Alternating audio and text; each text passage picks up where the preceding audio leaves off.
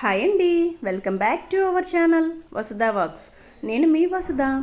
ఈరోజు మన ఛానల్లో అయితే most special and requested video అండి. మనం ఏ కర్రీ చేసినా ఇది మెయిన్ ఇంగ్రీడియంట్ అండి. ఇది లేకపోతే మనం ఏం కర్రీ చేస్తున్నాము అన్న డౌట్ కూడా మనకు వస్తుందండి. ఇది వేస్తేనే కదా 3 ఇళ్ళ అవతల కూడా మనం చేసే కర్రీ యొక్క స్మెల్ని పట్టేది. సో అలాంటి ఈ చికెన్ మసాలా పౌడర్ని ఎట్లా ప్రిపేర్ చేసుకోవాలో ఇంట్లో ఉన్న ఇంగ్రీడియంట్స్తో సంవత్సరం పాటు నిలవ పెట్టుకునే విధంగా ఏ విధంగా చేసుకోవాలి క్వాంటిటీతో సహా నేనైతే ఈ వీడియోలో మీకు ఎక్స్ప్లెయిన్ చేస్తానండి. ఇది కేవలం చికెన్కే కాదండి, మటన్ మసాలాగా కూడా చికెన్ మటన్ రెండింటికి కూడా ఉపయోగించుకోవచ్చండి. అది ఎలానో ఏంటో అనేది కంప్లీట్గా వీడియో చివరి వరకు చూడండి, మీకే తెలుస్తుంది. ఇంకా లేట్ చేయకుండా ప్రాసెస్లోకి అయితే వెళ్ళిపోదామండి.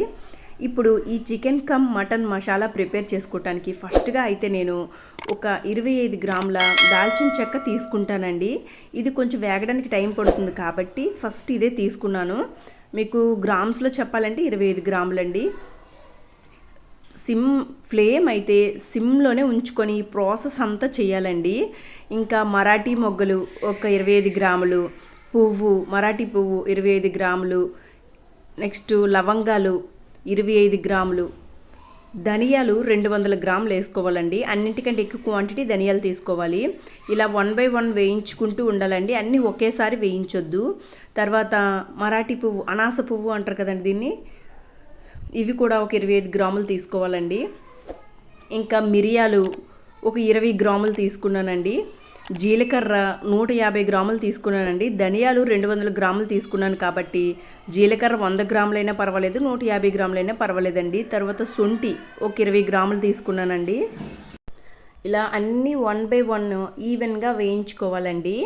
ఇంకా శొంఠి వేయటం వల్ల కూడా టేస్ట్ బాగుంటుంది అండ్ స్పైసీలో ఒక డిఫరెంట్ టైప్ ఆఫ్ స్పైసీ మన నోటికి తగులుతూ ఉంటుందండి. తర్వాత ఇది డ్రై రోజ్ ఫ్లవర్ అంటారండి. ఇది కూడా మనం మసాలా ఐటెంలోనే యూజ్ చేస్తాం, బ్లాక్ కలర్లో ఉంటుంది. దీన్ని మీరు ఏమంటారో నాకు కామెంట్ సెక్షన్లో కామెంట్ చేయండి. అది ఒక నేను 20 గ్రాములు తీసుకున్నానండి. ఇలా 1 by 1 వేస్తూ ఈవెన్గా రోస్ట్ చేయాలి. ఒక్క విషయం గుర్తుపెట్టుకోవాలండి, సిమ్లోనే ఉంచాలి ఫ్లేమ్ అయితే మాత్రం. తర్వాత ఒక 12 జీడిపప్పు పలుకులు అయితే తీసుకున్నానండి. మీకు డౌట్ రావచ్చు, ఏంటంటే మటన్ మసాలాలో జీడిపప్పు అయితే యాడ్ చేయరు కదా, మరి ఇందులో జీడిపప్పు యాడ్ చేశారు కదా. సో అందుకే నేను తక్కువ క్వాంటిటీలో యాడ్ చేశానండి. జస్ట్ ఒక 12 పలుకులు మాత్రమే యాడ్ చేశాను. తర్వాత పచ్చ యాలకులు ఒక 10 గ్రాములు, నల్ల యాలకులు ఒక 10 గ్రాములండి. నల్ల యాలకులు వేసుకుంటే టేస్ట్ చాలా బాగుంటుందండి. ఇంకా మీకు మీ దగ్గరలో ఉన్న షోరూంలో ఏదైనా అవైలబుల్ అయితే బ్రౌన్ ఆనియన్స్ తీసుకోండి, డ్రైవి దొరుకుతాయి. నాకైతే అవి నేను ట్రై చేశాను బట్ దొరకలేదండి. బ్రౌన్ ఆనియన్స్ వేస్తే టేస్ట్ అయితే నెక్స్ట్ లెవెల్లోకి వెళ్తుందండి. ఇంకా నేను కసూరి మేతి ఒక 10 గ్రాములు తీసుకున్నానండి. ఇలా 1 by 1 వేయించుకోవాలి. రెడ్ చిల్లీ తీసుకున్నానండి, కాశ్మీరీ రెడ్ చిల్లీ. సో అందుకు 10 వేసానండి. మీ దగ్గర లేకపోతే ఒక 15 వరకు వేయండి. తర్వాత కరివేపాకు, ఇక్కడ మెయిన్ ఇంగ్రీడియంట్గా పుదీనా వేసుకోవాలండి, ఒక పిడికెడు. పుదీనా లీవ్స్ వల్లే ఈ మసాలా అరోమా అనేది బయటకు వస్తుందండి అండ్ టేస్ట్ కూడా నెక్స్ట్ లెవెల్కి తీసుకెళ్తుంది. అందరం కరివేపాకు వేసేసి విడిచిపెట్టేస్తామండి, బట్ పుదీనా లీవ్స్ వేయాలండి ఇందులో. ఇంకా స్పైసీ ఎక్కువగా కావాలి అనుకుంటే పుదీనా ఒక 2 పిడికలు వేసుకోవాలండి. తర్వాత బిర్యానీ ఆకులు ఒక 5 ఆకులండి, ఇలా చిన్న చిన్న ముక్కలుగా చీరుకొని వేసుకోవాలి. ఇలా అన్నీ ఇలా మిక్స్ చేస్తూ ఉండాలండి, లేదంటే జీలకర్ర ఇవన్నీ మాడిపోతాయి. ఇలా కలుపుతూ ఉండాలి. తర్వాత గసగసాలు 2 టేబుల్ స్పూన్ యాడ్ చేసుకోవాలండి. గసగసాల వల్ల గ్రేవీ కన్సిస్టెన్సీ ఫామ్ అవుతుందండి మనం ఈ మసాలా పొడి వేసిన తర్వాత కర్రీలో. ఇగోండి, ఇది వేగిందా లేదనేది ఆకునేలా అంటే చిటిపట్లు ఆడుతుందండి. ఇంకా అరోమా బయటకు వస్తూ ఉంటుందండి. మనం వేయిస్తుంటే అపార్ట్మెంట్ అంతా ఈ స్మెల్ రావాల్సిందే అండి, అంత బాగుంటుంది ఈ స్మెల్ అయితే. ఇంకా అసలు నాన్ వెజ్ అంటేనే చికెను మటన్ అండి. ఇంకా వాటికి మసాలా యాడ్ చేసాము అంటే ఇంకా అందరి నోట్లో నోరు ఊరాల్సిందేనండి, అంత బాగుంటుంది. ఇంకా షాప్స్లో కొనేటి అయితే మనం చేసుకున్నంత టేస్ట్ ఉండదండి.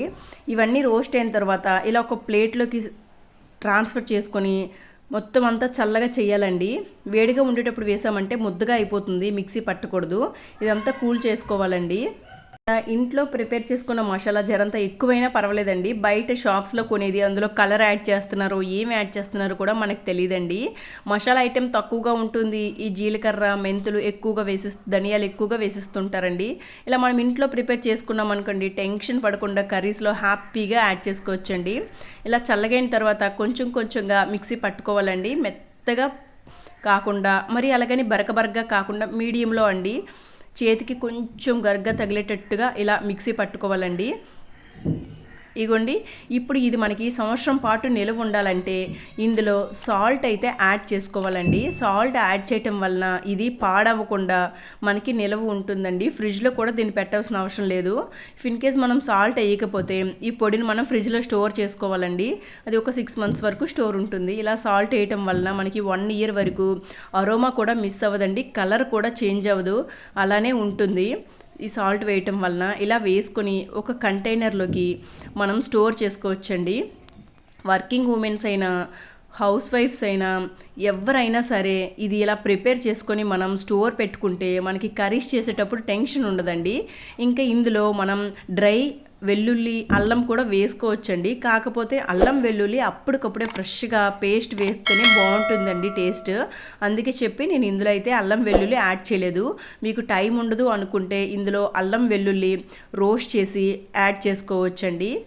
డ్రై చేసి రోస్ట్ చేయాలి. సో ఇలా ఈజీగా ఇంట్లో ఉన్న వాటితోటే తక్కువ ఖర్చుతోటే మసాలా ప్రిపేర్ చేసుకోండి. మీకు వీడియో నచ్చుతుందని అనుకుంటున్నాను. వీడియో నచ్చితే లైక్ చేయండి. ఇంకొక స్పెషల్ వీడియోతో మళ్ళీ కలుద్దాం. Thanks for watching. Thank you.